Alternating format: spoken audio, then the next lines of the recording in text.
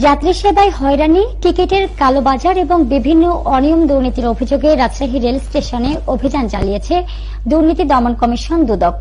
বুধবার দুপুর 12:30টার দিকে দুদক রাজশাহী জেলা কার্যালয়ের সহকারী পরিচালক মোহাম্মদ আমির হোসেনের নেতৃত্বে এই অভিযান পরিচালিত হয়।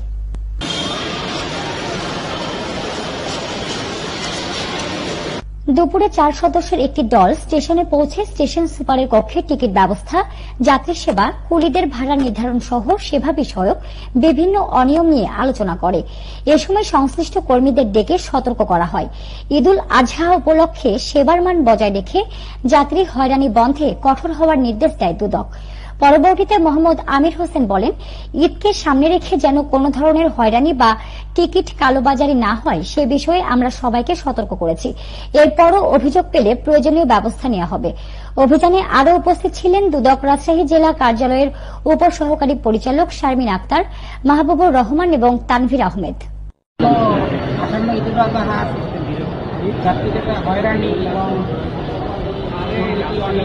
সংক্রান্ত ব্যাপারে আমরা এখানে আলোচনা করেছি এবং আমরা যাত্রীদের হয়রানি না হয়, যাত্রীরা নির্বিঘ্নে যাতায়াত করতে পারে সে বিষয়ে আলোচনা করতে আমরা উনি আমাদেরকে আশ্বস্ত করেছেন যে যাত্রীরা হয়রানির শিকার হবেন না এবং যাত্রীরা নির্বিঘ্নে যাতায়াত করতে পারবেন, টিকিটের কালোবাজারি হবে না এবং দালালদের দমন করবেন। আপনাদের কাছে কিছু অভিযোগ ছিল কিনা? আমাদের কাছে অভিযোগ ছিল যে এখানে দালালদের মাধ্যমে টিকিট বিক্রয় হয় এবং যাত্রীদেরকে হয়রানি করা হয়।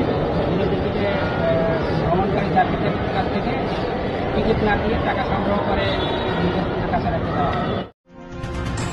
Subscribe now, Rajshahi Crime News 24.